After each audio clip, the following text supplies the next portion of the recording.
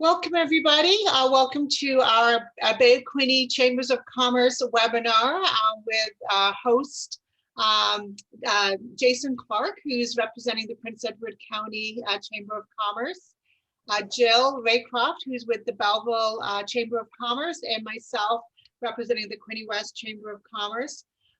Joining us is our MP, Neil Ellis, with the Bay of Quinte riding, to talk with us about the post-budget breakdown is what we like to call it. You know, it's a huge document. What's in there? How is it going to affect Bay of Quinte businesses? And I know many of you on the call today may have some certain aspects of the budget that that you want us to cover in a little bit more detail. And there is a Q&A down below. Jason, Jill, and myself will be monitoring that throughout the presentation. And once we get into the Q&A section, we'll be putting those questions to MP Ellis on your behalf. Jason, did you want to say a few words before we get started? Thanks, Suzanne. Just a welcome to everyone. I'm a new director on the Prince Edward County Chamber Board. It's a pleasure to be here and be representing the PEC Chamber. So thank you, and Neil, thank you so much for allowing us to be a part of your, I'm sure, very, very busy schedule these days. And Jill, yourself, would you like to make some opening comments? Thank you, Suzanne, and thank you for organizing this. It's a busy time for all of us as we try to scramble through all of the information we get. So I appreciate you taking the lead, and of course, MP Ellis, for you taking the time to join us again. And nice to meet you, Jason, and thanks for everyone who came on board today. Okay, so I'm going to throw it over then to MP Ellis so he can start with sort of presenting some of the items that are in the budget that he'd like to focus on, and then we'll open it up to questions afterwards. So welcome. Well, thank you, and good afternoon, everyone. It's been nice to be here this afternoon. First of all, I want to start to thank Jason, Suzanne, and Jill, plus Leslie, that has not been able to be here today, for all the advocating they do for the chambers in the area. I know with pre-budget consultation, they were active in that part of with the minister, and we've come out with some great results, I think, with the budget. It's been a very big week for our government as Budget 2021 was released last Monday. This budget is about finishing the fight against COVID-19 and addressing the impacts of COVID-19 recession, and about creating more jobs, prosperity for all Canadians in days to come. All of you here understand the impacts of the pandemic and the ways it has disproportionately affected low-wage workers, young people, and women. Your businesses have had to adapt through all the changing conditions. This budget recognizes these experiences and prioritizes putting people first, creating jobs, setting businesses on track for long-term growth, and ensure that Canada's future will be healthier, more equitable, greener, and more prosperous. Before we go into detail, I want to provide an overview of some key topics covered in the budget. First is healthcare and the pandemic. The Government of Canada's top priority remains protecting Canadians' health and safety, particularly during this third aggressive wave of the virus and its variant. Second job is job creation and small businesses, where Budget 2021 makes important investments like extending business and income support measures through to this fall. Early learning and childcare was a key item in this budget and makes a transformative investment to build Canada-wide early learning and childcare system. And lastly, as Earth Day was yesterday, this budget continues towards a greener and cleaner future for our next generation. We have three fundamental challenges ahead of us. First, we need to conquer COVID. Second, we need to punch our way out of the COVID recession. And we know that a strong fiscal support necessary to prevent economic scarring and make sure Canada's recovery leaves no one behind. So we come up to the third challenge of building a better, fairer, more innovative future. Budget 2021 helps us get there. As we all know, it's been a hard year for our community, and it's been a hard year for our business community.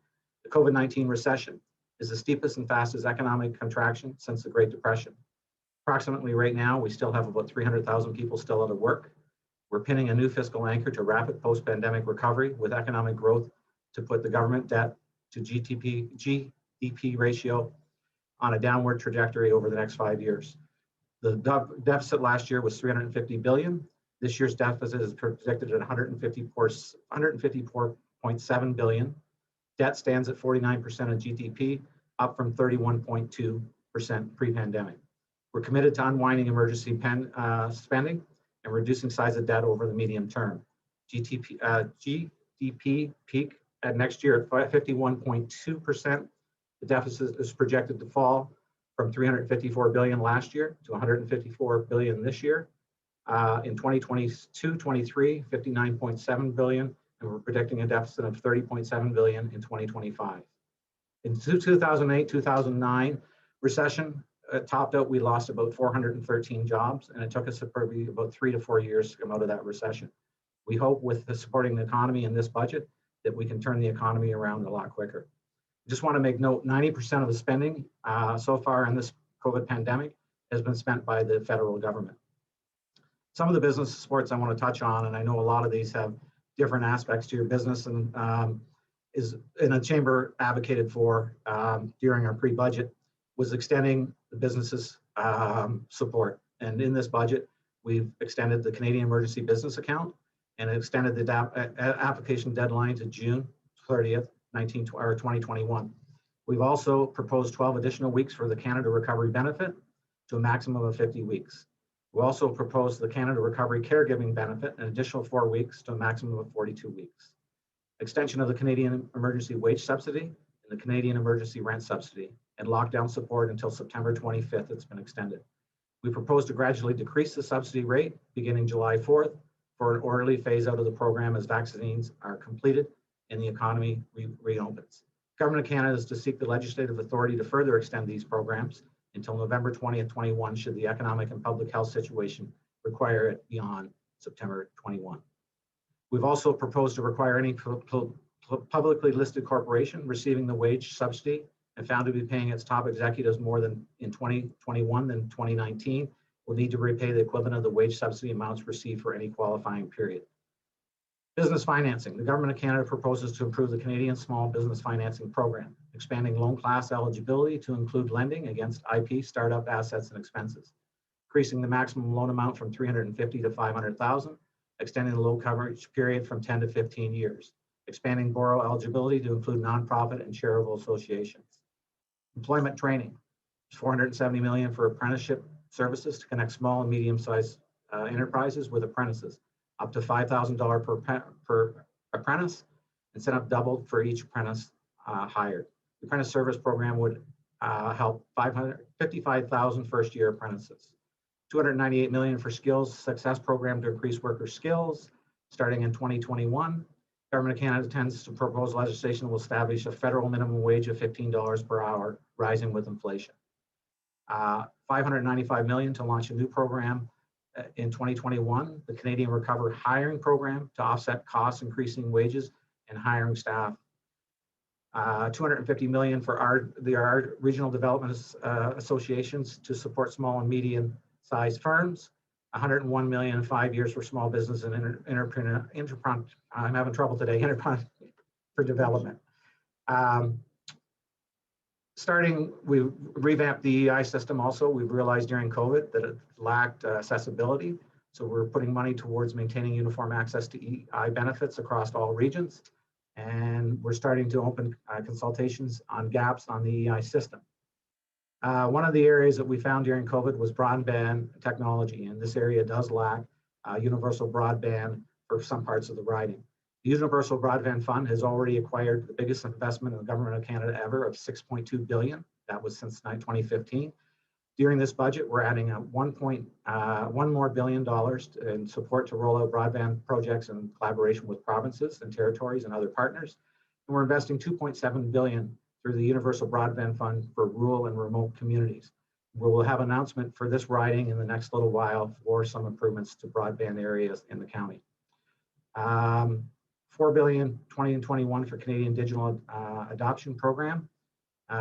It proposes to launch a Canadian Digital Adoption Program to assist 160,000 businesses with the cost of new digital technology to link them to 28,000 young Canadians who will be trained to provide support. This will help organizations provide access to skills, training, advisory service for businesses, provide micro grants to smaller Maine businesses, and create training and work opportunities for 28,000 students to assist small and medium enterprises with new tech. Rural economy and tourism. And tourism has been hit very hard in our riding. So it's nice in this budget, we have targeted funding for tourism. $700 million in 3 years starting for 20 and 21 for the regional development agencies to support business financing focused on green economy, inclusive recovery, competitiveness, and job creation. $101 million dollars in 2 years starting in 2022 from Agriculture and Agri-Food Canada to implement a program for our wine sector. Our wine sector needs support. It has had issues emerging and challenges and trade obligations, and this $101 million will make our wine sector strong, especially in the county. $300 million in 2 years on a cash basis to Fishery and Oceans Canada to repair, renew, and replace small crafts. $1 billion in 3 years starting in 21 to provide a package of supports for the tourism industry and sector, plus $200 million through regional development agencies to support major festivals, and also $200 million Canadian Heritage to support our local festivals, our local community culture events, outdoor theater performance, heritage celebrations, local museums, and amateur sports events. $100 million to Destination Canada for marketing campaigns to help Canadians discover Canada, or discover our country, sorry. A $500 million tourism relief fund administered again by our regional development agencies here on the ground to help local tourism adapt products and services to public health measures and recover. Proposes to allow Canadian small business to fully expense up to $1.5 million in capital investments in certain assets like digital technology and intellectual property. Also in community and social development, the Government of Canada will renew its investment in the Readiness Program for $50 million for 2 years to support charities and nonprofits and social purpose organizations. A new community service recovery fund for charities and nonprofits. We also will be expanding Canadian summer jobs this year, which many businesses in the area rely on. $371 million investment to employ 70,000 students. $150,000 for post-secondary support program. And also the biggest one in this budget, and one of the ones that I feel is very important for the riding, is a national childcare. There's many people in the riding, many families, many single women, many women that are not being in the workforce due to the fact of childcare. This will put more people in, more women in the workforce, and it will also is a goal to reduce fees for parents with children in regulated childcare by 50%, and to in early learning and childcare to get it down by the year 2025 to $10 a day. This is a part of initial agreement with territories over initial 5-year agreement. Health and COVID-19, we've transferred $16.2 billion via Canada Health Transfers. Right now we're allotting $2.2 billion to build domestic life sciences sector, including $500 million to starting Canada Foundation for Innovation to support bioscience and capital infrastructure. Important for seniors, we've invested billions of dollars in long-term care, which is a provincial issue, but during the pandemic, we've all seen the situation in our long-term homes, and this is an investment for a long-term standard for homes. Housing development, which is very important to the area, a national housing strategy, which we've had, will remove 530,000 families from housing needs, and will deliver $2.88 billion to Ontario for affordable housing projects. Our goal is to cut chronic homelessness by 50% and change the face of housing. $300 million in funding for the rental construction financing initiative, which will be allocated to support the conversion of vacant commercials and property into housing, such as number 1 North Front Street here in Belleville. $125 billion investment for first-time home buyers incentives for households making under $125,000 a year. Government of Canada will also invest $2.5 billion and relocate $1.3 billion existing fund to speed up the construction, repair, and support of 35,000 affordable housing units. CMHC for improving affordability, $1.5 billion in rapid housing initiatives to address emerging housing needs. Units must be constructed 12 months of receipt of funding and will create 4,500 affordable jobs. 25% of these projects will go towards women-focused housing projects. $600 million to expand affordable housing, starting in 2021. Financial assistance for low-income women and children fleeing violence. We have money in the budget for a federal community housing initiative to provide long-term housing to vulnerable individuals. Municipalities, which are very important, and this has been 3 levels of government working together, and I can say that all 3 levels of government have been working together, and all municipalities have been working to fight the COVID-19. Originally not in this budget, but before the budget, we allotted 5.1 billion is already delivered to Ontario through the Safe Restart Agreement with the City of Quinte West, municipality of Belleville, and Prince Edward County, all receiving Safe Start money from the federal government. This is Safe Start money is for COVID-19 testing capacity, contact tracing, 466 million to support healthcare systems, money to address immediate needs and gaps in supportive care and social supports, money to support municipalities with COVID-19 operating costs, money to ensure critical transit services are maintained. Also in this budget, we've invested 14.9 billion, starting with 20 and 21 for public transit projects. This includes new permanent funding for $3 billion a year for communities across Canada. Hopefully I've covered a lot of the budget here. I know that there's been a lot of numbers and figures that are probably boring for you, but our goal is to get us back on our feet, to get through COVID, and to come out on the other side stronger. Thank you. Thanks, Neil. That's great, and you did include a lot of numbers there. I mean, it is a huge money budget.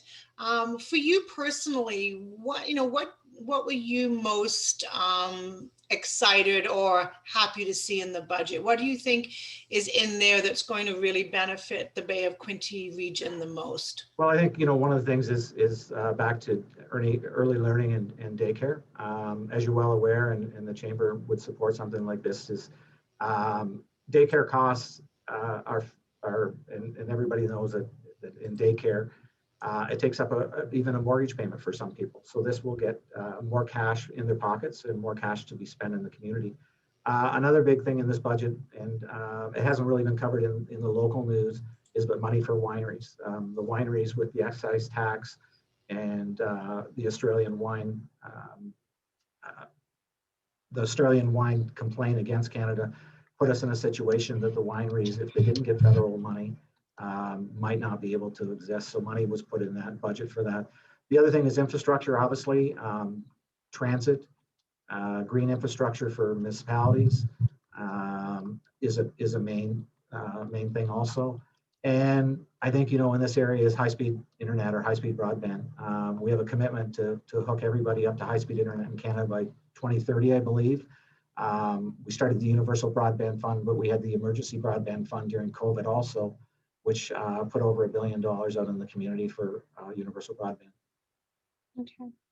Now I know, it was the first budget in 2 years, and so there was a lot of things in there that were covering programs that have already been put in place, and then there was some new spending as well. And just to kind of play the devil's advocate here a little bit, I mean, it is a huge budget, and it is going to increase our debt to GDP ratio from 30% pre-pandemic to about 50%. What do you say to those businesses that are concerned with the amount of spending that the federal government is doing at the moment?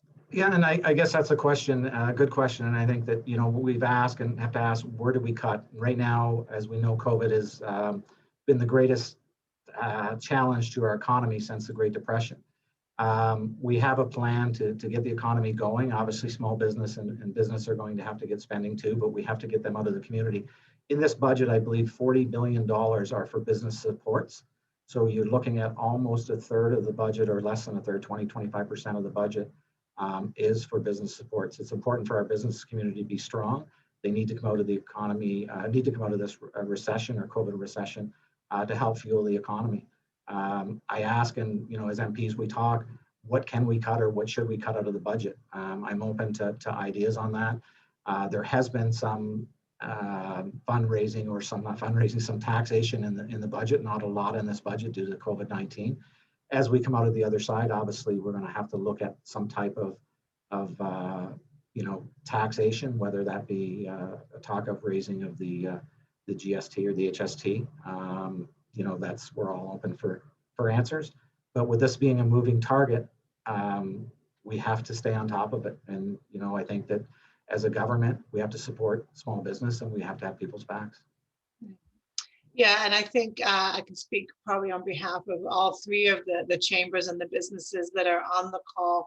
I'm very happy to see the extension of the wage subsidy and the rent subsidy into the fall, because I think, at the beginning of this year, we were all hopeful when we came out of that second lockdown that, we were on the road to recovery, and then the third wave hit. And so businesses that were just starting to gear up again are now finding themselves once again in a holding pattern. So to see those programs, because I know that they've been very well used by the businesses in our communities, it was great to see those extended into September. So. And I think, over the last 2 weeks, I did have some calls about the extension, and small business have been worried about those extensions. So that relief came on Monday, and I think that, it's everybody's breathing a sigh of relief, but we have to get through this, and whether we have to extend them or not, we will. Jill, do you want to pose any questions to Neil, either ones that have come through your chamber or some of the ones that are in the Q&A? So I did have the chance to talk to Neil a little bit yesterday, and it's funny because he went through his long laundry list of everything, and then we had this great conversation afterwards that I think probably we should have recorded, but just talking a little bit about the impact of the budget. And you've mentioned the whole implication to debt, but on the other hand, we know that we have to kind of continue moving forward and just kind of hope that our economy does come back, and the projections to kind of pay that back kind of come through. I do have there are a couple questions, and just to keep moving through those, I will say the first one on this list right now is from a new business owner who had already received a loan, but the money didn't last long enough. What are their options? And I'm not sure if they got the SEBA loan, or if they're looking at a small business recovery grant, or if they've applied for any of those things. So maybe if there are more questions to that, but tell us what you know about what happens next from a loan perspective. Okay, we have had the 2 rounds of the small business loan. Right now in this budget, the regional development agencies will receive money like the Regional Relief Fund, which are more money for loans and grants. So I would point them probably towards the regional development agencies. Now, they won't have the information obviously on the budget. It takes about, sometimes a month or so to come out, but there are more loans that are set up and grants for small businesses. Okay, so, and if that person is, I'm sorry, they were anonymous, but if you're getting regular newsletters from your chamber, hopefully you're seeing the new stuff that comes up as it arrives. Maybe Jason's next. Yeah, Jason, any questions that have come through your chamber or that you would like to ask on behalf of the Prince Edward County Chamber? Yeah, absolutely. Thank you. The one question that's going to come up, and obviously with the wine industry being very vibrant here in the county, what you mentioned the support that for the wine industry. I'm wondering where that information can be found. I know that I'll personally receive several questions about that, but I'd love to be able to direct our wineries to a website or a portion of a website where they can access that information. Budget.ca 2021 would be one. I don't have the page number it was on. It should also be on the Canadian Agriculture and Agri-Foods website. Okay, great. And I did have another question. Jason, we could send a one pager on it. We're preparing one for the wineries. That would be fantastic. Thank you. The second question I had here was regarding farming. And the question was, are there any provisions in the budget to help farmers with housing for migrant workers? Obviously, due to COVID, there's been a reduction in the number of employees they can have in their housing, their current housing, from 9 to 4. In order to have the employment support that they need to operate their farms, they're going to have to make considerable capital investments to expand their housing accommodations. Are there any provisions in the budget to support those farmers?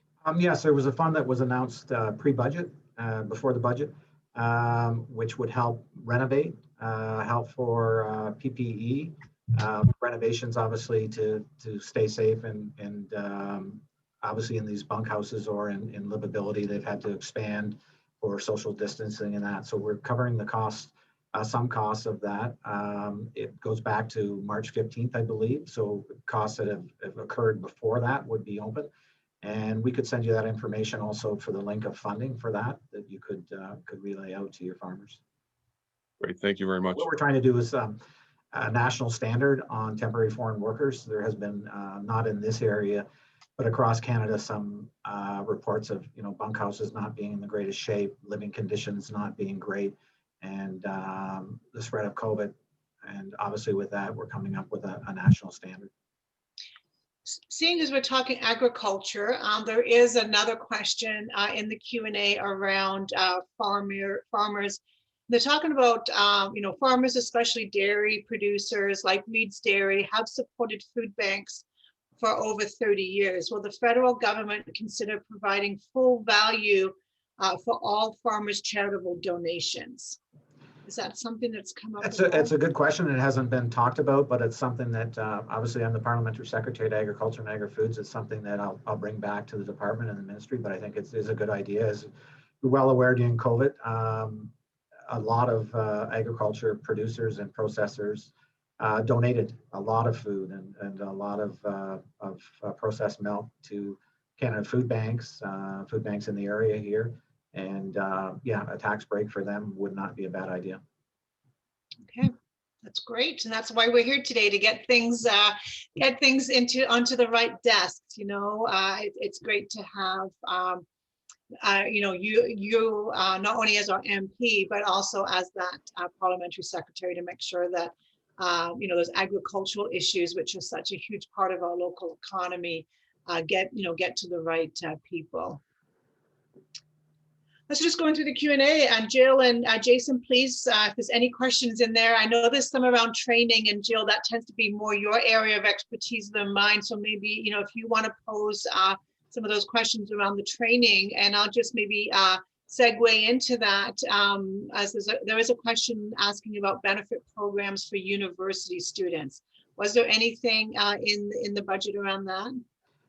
Yes, a couple things that I remember was double of grants for university students. Interest on student loans was deferred for 2 years, I believe, to 2023.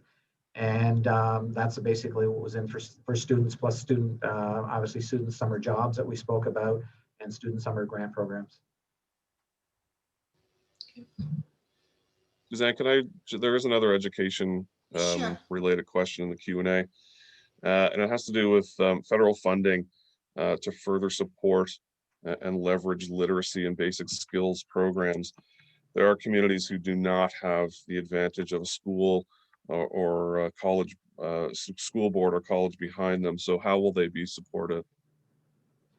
Right now, and I would think it would be through some similar programs like Elevate, and we do have a program in the county also that's federally funded. And maybe Jason, you can help me with the name. I've been there, but I forget. Connect to Innovate, it might have been.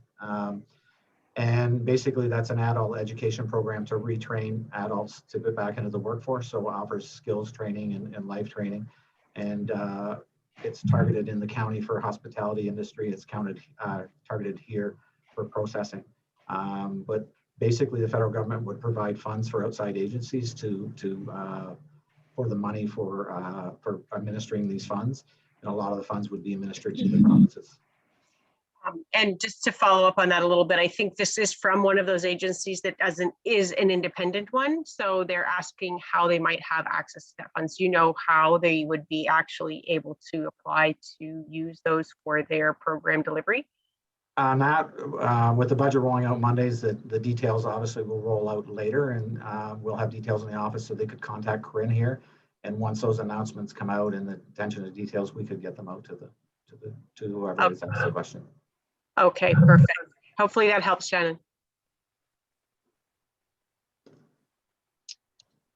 And there was another one about an energy, I'm thinking, conversion program. Yeah, and so in this year's budget, or in this budget 2021, we've announced an energy conversion program for interest-free loans up to $40,000 for you to convert your house to more energy efficient in more energy efficient, whether that be windows, solar panels, and things like that. And this is going to create jobs in the economy also for contractors and carpenters to install and renovate. Okay. Okay, and there's one here just sort of questioning about the childcare. I mean, I think many people, especially those that have got both parents working, were excited to see the announcement on childcare. The question in the Q&A is just saying, you know, we have kind of heard this before. How do we know that this time it's really going to, this program is going to actually get delivered? And that's a very good question. Obviously, we're in a minority government. From what I hear, this money is going to be allotted and enshrined in budgets that are coming up. So the money has been put out there. We have to obviously deal with the provinces on this issue. We are government. We're committed to this, and that's what I can say. Okay. And then there's also a couple around, and they're both sort of related around businesses, small businesses. So one is asking about a new business that was started after March 2020. And I know that over the past year, the government has been very responsive to the issues that were brought forward by the Chambers of Commerce and other business organizations trying to, advocate for those businesses that were falling through the cracks. And, the government did a great job of filling many of those cracks over the course of the last year to make sure that businesses could access the funding if they were eligible. But this still continues to be a big problem for new businesses. Is there something that the government is putting in place or that was in the budget to help businesses that have started up after the start of the pandemic and have not been able to access any of the funding? And we talked about this before everybody got on, and that's probably one of my biggest things that I've been pressing forward to the finance minister now is for new startups. There hasn't really been anything for new startups. And as being a past small business myself and starting a business and going from there, I know how hard it is to start up, especially starting up in COVID and then not having, real support like other businesses have. It's something that I've spoken to many MPs about and something that we have been pushing cabinet to get some type of program for businesses that have been startups.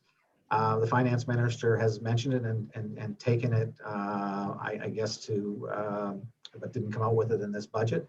The Prime Minister again said there isn't anything off the table with small business supports. And I'm hoping with lobbying for this and pushing cabinet that we'll have some answers and get more money or get money for business startups that have just started. Okay. And then the other second question sort of for small business was, I'm seeing an alarming number of storefronts with paper covered windows in the Quinte area. Will there be any funds available for these businesses to restart after COVID? Yes, there was a fund that was announced yesterday, was the Smart Startup Hiring Fund for hiring employees to ramp back up. So this is a fund and the details will come out. That was announced yesterday. For other things, I'm not sure what will come out, but as we will ramp up what is needed, I know the government will support it. And that would be an interesting opportunity for sure. So somebody who has been thinking about starting a business will then have the opportunity to jump into that space.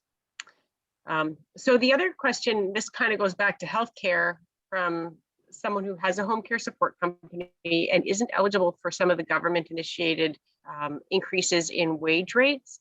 So do you know of any other funding that might help someone in healthcare obtain help with human resource wages so that they can enhance, so they can match some of the public sector rates? I kind of missed sorry, Jill, your internet is kind of fading in and out there. We have to get out when you're riding and get some high speed for you. I don't know. I think I was there at that announcement a couple of years ago. Yeah, and I think that, what your question is asked, it falls under the province. So basically home care and support would be a provincial thing. So it wouldn't be qualified obviously for the $15 federal minimum wage. But it's something that healthcare is very important, but we fund the province to healthcare, and then the provinces obviously fund the funds and channel the policy down from that. No, I know that, and following along that line, in the budget, there was some new announcements around a federal strategy around nursing homes and long-term care, trying to come up with a national standards. I know here in the Quinte region, we've got a lot of fantastic privately run long-term care homes. We had many of them that, throughout this COVID, that did show up on the public health dashboard with an outbreak, but it was limited to 1 or 2 cases. Like they were obviously doing everything right because they were able to control any cases that did come into those homes. So I know that there's been a lot of scrutiny put on long-term care and especially private long-term care homes where there have been some big problems, especially more in the bigger cities. What guarantees are there for those privately owned long-term care homes that are doing a good job of providing a good service, that they're going to be protected as this gets rolled out across the country? So the funding for long-term care homes that we announced, some of it has already gone out, and the announcements actually haven't been made, but they'll be made. And that funding does cover privately owned nursing homes also, or long-term care homes. So there is support for them. Obviously, we're going to have to come up, or we're planning a national standard of long-term care nursing homes. And this is why we're allotting money now to get nursing homes up to standards. I know the project that has been approved here in the riding is to help ventilation in long-term care homes for COVID-19. Projects like these are being done now. More money announced obviously in this budget here, 2022, from last budget for long-term care homes. And we found it this is one of long-term care homes are a provincial issue, but it's an issue that we need to come out for a national standard. It showed how many deaths that occurred during COVID-19 in long-term care homes. And it's tore kind of a Band-Aid or a scab off to see how bad it was in some long-term nursing homes. We were very lucky here in the area. I believe we had just a couple of cases in Hastings Manor, or a handful of cases, but we did have a few deaths. And it's very important to bring this standard forward and to help not only privately owned, to help private long-term care homes, but also publicly owned ones.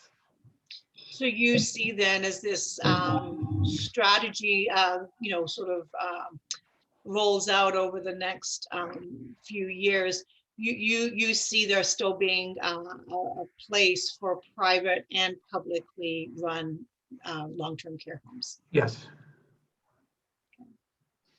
Well, and I think part of the challenge there too is that there are a lot of people who want to stay in place or age in place, and that's where some of the private care comes into question, and then they're kind of eliminated from wage increases because the person who needs the service ends up being the one who pays for it, and that can limit their access to it as well, especially if the wage rate has to increase. So it would be helpful, I think, if we could start looking at where private care really is a support to public care, and if there's a way for us to start considering that. And I mean, I think we talked about this a bit in the pre-budget consultation too, the idea that we want to invest. There was some conversation about putting money into moving women into non-traditional roles, where I would almost say if we could start putting money into the work that women tend to do, then we might see more gender equity in fields like childcare and or healthcare. And we might see a little bit, and that's where the money needs to go right now. We've certainly seen that. And there was actually another question that's, I don't know if our conversation prompted a few more, but asking about communications for long-term care homes. And, is there going to be opportunity for long-term care homes to be able to provide Skype or Zoom accounts to allow residents to communicate better with their loved ones during these types of lockdowns? And that's a good question. And I think that long-term care homes have been doing a great job on communicating with relatives and using technology. We did, through the United Way program, a lot, I believe it was $700,000 in budget for last budget for programs like this that community agencies would have been able to receive if applied for. And I know some were funded for such things as iPads, PPE, and things like that. So there could be programs that are out in the community now that are funded. And we do have a full-time staffer here in the office that goes through each program that is in existence now, that are old programs and new programs. So if there's anybody that's out there that wants to know if there's any funding, please contact our office here and we can look through old programs as well as new programs. Okay. Now there is another question too that's come up back to the temporary foreign workers. They're mentioning that the funding did not include capital projects. For example, square footage has doubled. Any project had to be completed, but to build a new build, it takes months and building material costs are skyrocketing. So is that funding, is that closed, that funding is? I believe it has closed now. It was the funding that came through COVID. There might be more funding. If you wanted to email the office, I could check through agriculture and see if there's any more funding that's coming out. I know there's an announcement today on some temporary foreign worker issues. So yeah, send us an email and we can see if there's any funding available. Okay, so anybody that's interested in that. And I think, you know, if we go to having national standards, we're going to have funding available. Obviously, if we're asking people to, you know, update standards that we impose, I would assume there'd be funding for that also coming. It wouldn't be 100% funding. It'd be, you know, a 50-50 or 70-30. Okay. And would that be a separate funding? Because we have another question around the rapid housing initiative. Would that be something farmers could access? No, the rapid housing initiative is for full-time housing or housing as a spec to, or finding, you know, building units. There are modular units, and I know there was, I think Tweed were looking at building modular units that had money in also for renovations for municipalities if they wanted to buy, and also anybody or profits or nonprofits to buy existing hotels, motels, as such as that. I know they put number 1 North Front Street up for sale, and there's been a couple of developers that were looking at that. And the building, depending on how the affordable units were built, would be offered all the, you know, free or for a nominal amount, and then be repurposed for affordable housing. I think that, you know, the Rapid Housing Fund has been picked up on, and it's and our national program also. There has been about, I believe, $7 million or $8 million the last time I checked into the riding for our national housing program. So units are being built. Are there enough units being built? No. The national or the federal government got out of housing in the 90s, and we're the first government to get back into it. So there's a long way to go and a long climb, and housing is a need that's needed in the area. I know there's a project in the county that we've supported. I don't know if it's been announced yet, so I can't. I have to stay high level on it. But there are people in the county also that are looking at building affordable units, and there's one in Wellington that we've supported also. So hopefully more good news to come on affordable housing. A question regarding. Oh, sorry. Go ahead, Suzanne. No, Jason, go ahead. Yeah. Just a question regarding tourism, which obviously is an important part of the business here in the county. The question from the Q&A asks if there are plans for regional and municipal tourism offices for expansion of resources, in particular staff, to help handle the high volumes of upcoming programs. No, that would be again back to a municipal issue or a provincial issue. There will be funding again on rehiring people during COVID, the fund I spoke about earlier, that's a new fund, but whether it would fall under the parameters of that.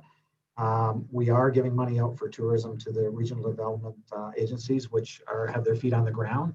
So that should help. It's not coming, you know, directly out of Ottawa or Toronto, so that fund will be able to be administered probably to criteria that can be established actually in the area. Thank you.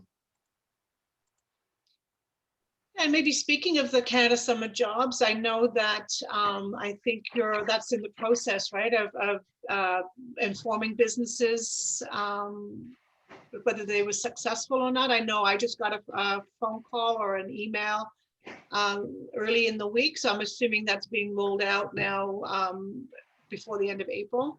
Yeah, we had some good news. Obviously, summer jobs, Canada Summer Jobs went through again, and we had more students than ever and businesses apply. Unfortunately, not everybody got their students, but most people were allotted, the allotment of students were, were great for the area, I think, and we went through it. Staff made calls last week. I don't know if they've got a hold of everybody, but student summer jobs have now been announced. So it's out there and it's time to hire. And there was some new flexibilities within the program this year. It could go into the fall, I believe. Yeah, it could go into the fall, and then we raised the age limit on it also. I believe that was last year to 30. To 30, yeah. Yeah. And I believe even this year you can split it between 2 part-time. Was that part of it? You can split minimum 60 weeks, is it? 16 weeks, and you can split it. Yeah.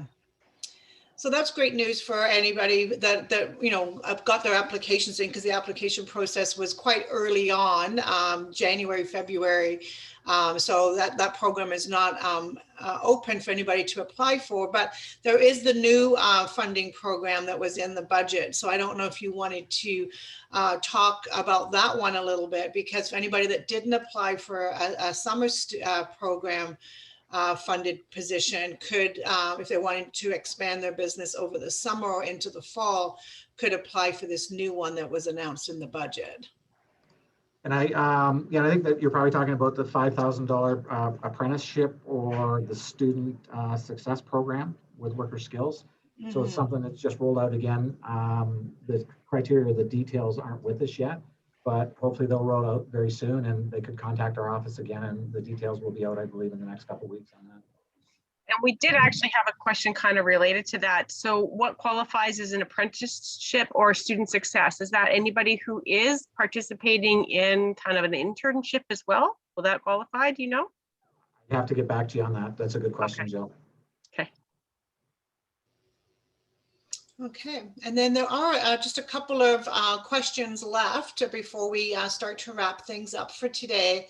One asks, is the long-term care funding, does it include standards of care, or is that allocated to the province? It should include that.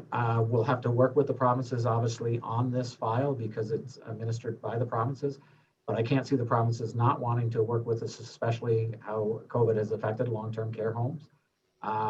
We've actually, and I said before, we've allocated money already, and that has been through the provinces, and those announcements have been made. So yes, it'll be partnership, and obviously municipalities also, because municipalities do own some long-term care facilities, especially here in the riding.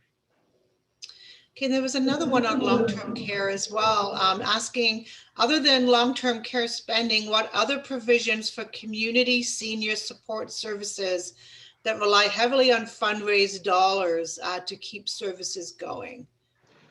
And if they're nonprofits, there was, and I mentioned in my speech, there's a nonprofit funding for, it's now qualified a fund for nonprofits that are experiencing trouble during COVID. There was the United Way Fund that did help some nonprofits. I know they received money in the riding here, but the new funding was announced in the budget for nonprofits, and be able for nonprofits to apply for loans also, I believe. Okay, and I'll just finish up the last one, and then I'll let Jill and Jason sort of wrap it up with some other questions that they may have. This one is back to the housing issue, which I think, here in the Quinte region has become such a big topic, and is asking about accessible housing for those who are disabled in wheelchairs. There seems to be little to no housing for them. How can we work towards making this better for them? I think, accessible homes and that it's part of all three governments working together again. Obviously, there's building codes and bylaws that are under the Ontario Code. So things like maybe reinforcing that accessibility has to be in houses. I know the Accessible Ontario Act has made it for municipal buildings and in the public. There's dates and cues to have buildings accessible that are in the public. More of a provincial thing. We have the Federal Accessibility Act, but most of this falls under the province. Okay. Jill, any other questions that have come through your chamber or that you'd just like to finish up with? Any closing comments? No, I think we've really covered it. I really appreciate everyone coming in on a sunny Friday afternoon. Might be the last sunny day for a month. So as we go through lockdown. But anyway, no, thanks to everyone who joined us today. I hope you found it helpful. And certainly we keep on top of this. And as we get messages or information from your office, Neil, we certainly pass them on to our members. And anybody here is welcome to reach out to us at any time to see if we can't get more answers from you. No, that's great. Thank you. And as I said before, we're here to help. And if there's any issues, we do communicate through now. My staff obviously are working at home, but email and phone, like most businesses that are doing it now. Our correspondence this year, we've hit over 10,000 correspondence, which is way past last year. So our office has been busy, but we're trying to get back to everybody within a day or two with correspondence. And we've been working, the staff I know have been working hard on that. I hope everybody stays safe. I wish everybody a nice long weekend. It's not long, but we'll make it longer. And I hope everybody stays safe. Thank you. Okay. And I'll just see if Jason has any closing comments before we let you go. Thanks, Suzanne.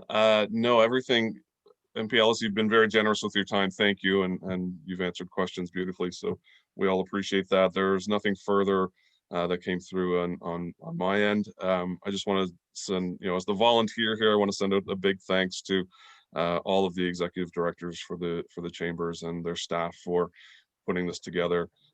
This was a very valuable hour to spend on a sunny Friday, and we want to thank you all for that, and thank everyone for attending and submitting their questions. So thank you very much. Yeah, and thank you from the Quinte West Chamber. I've been really impressed. I've been working closely with some great staffers at the federal level, especially in Minister Ng's office. I know that they really, there's people behind working really hard to get these programs working and into the hands of other businesses that need them. I do know that there has been one program that's here in Ontario that's been causing quite a bit of concern, and that is around the sick pay or the sickness benefit through the CRA. I know the province of Ontario is now saying that they're working on something.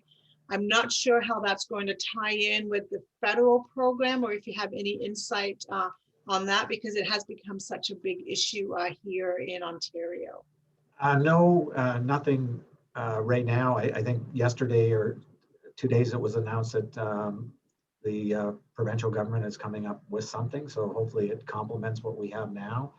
I'm not sure if they're going to come out with whatever they are, but I think they're promising something. Yeah, it's important. I mean, with sick days right now, and especially with COVID, for people to stay home that are sick and isolate, and well aware that a lot of people can't afford to, so they're going to work sick, and it's causing a spread.